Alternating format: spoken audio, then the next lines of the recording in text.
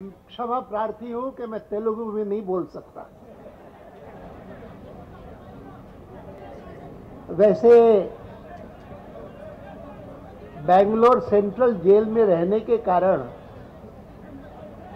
कन्नड़ पढ़ना थोड़ी बहुत सीख ली थी और कन्नड़ पढ़ना लिखना सीखने के कारण तेलुगु भी अगर पत्र सामने आता है तो कुछ हेडलाइन पढ़ने की कोशिश करता हूं, कुछ समझ में आ जाता है।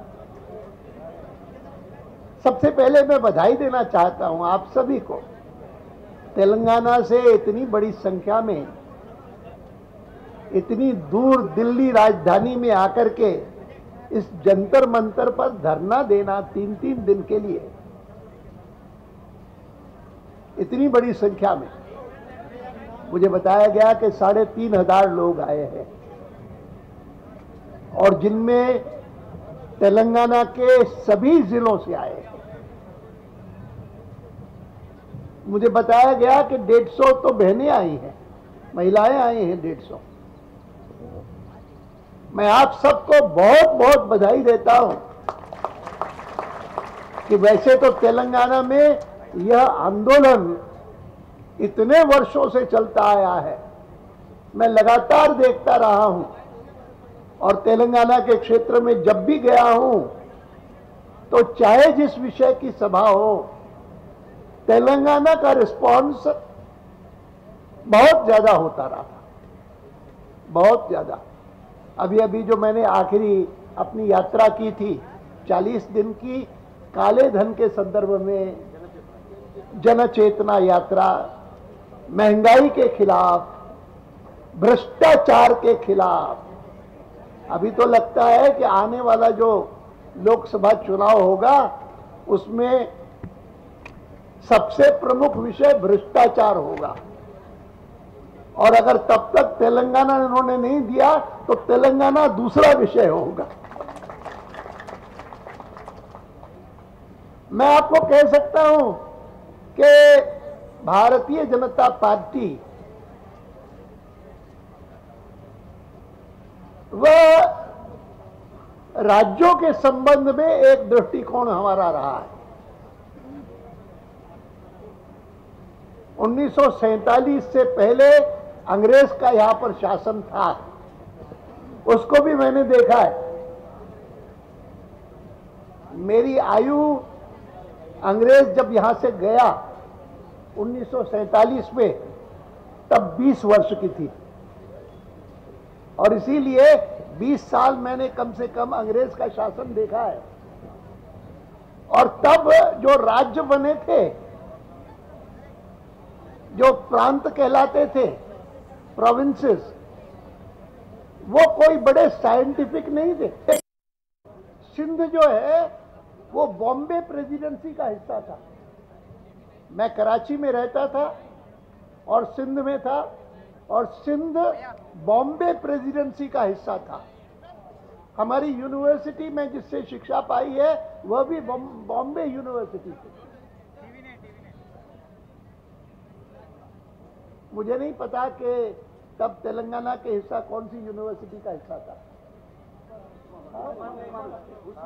उस्मानिया यूनिवर्सिटी, ठीक है। लेकिन मैं आपको सामने ये रख रहा हूं कि 1947 में जब भारत को स्वतंत्रता मिली तब सबसे प्रमुख पार्टी कांग्रेस थी और कांग्रेस पार्टी अपने प्रस्तावों के कारण इस बात के प्रति प्रतिबद्ध थी कि हम जब भारत को आजाद करवाएंगे तो भारत में भाषावार प्रांतों की रचना करेंगे। Linguistic provinces will be created.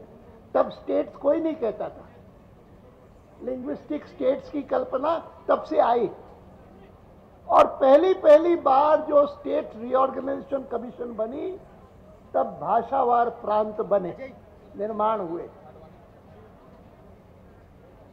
और तब आंध्र बना, तब बंबई बना, थोड़े दिन बाद गुजरात बना और धीरे धीरे करके हिंदुस्तान में भाषावार प्रांतों की रचना हो गई। ये भाषावार प्रांत वो उन 550 रजवाड़ों के अलावा थे।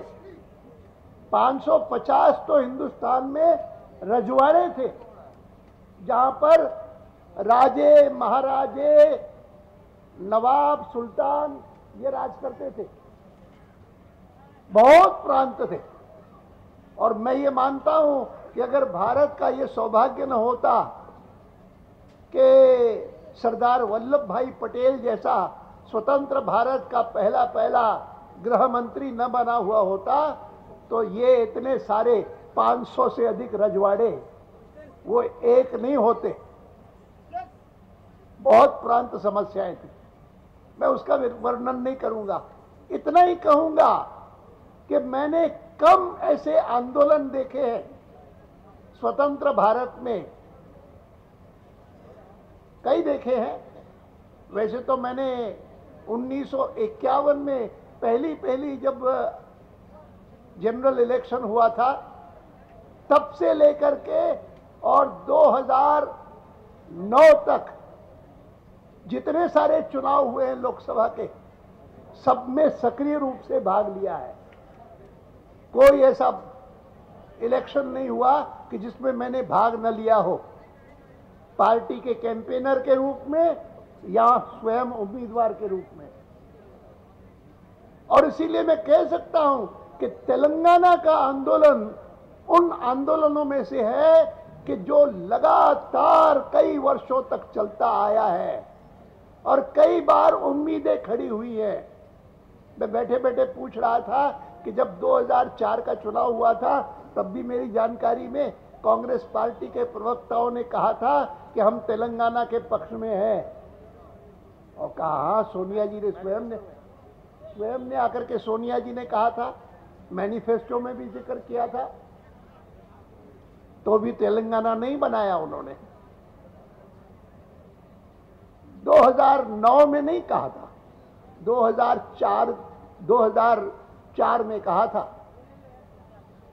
मैं ये जानता हूं कि मैं जब भारतीय जनसंघ के कार्यकर्ता के नाते उत्तर प्रदेश जाता था तो वर्षों तक मुझे लोग देहरादून के मिलने आते थे, हरिद्वार के मिलने आते थे, कई स्थानों के मिलने आते थे। कहते थे कि हमारा उत्तराखंड अलग बनना चाहिए।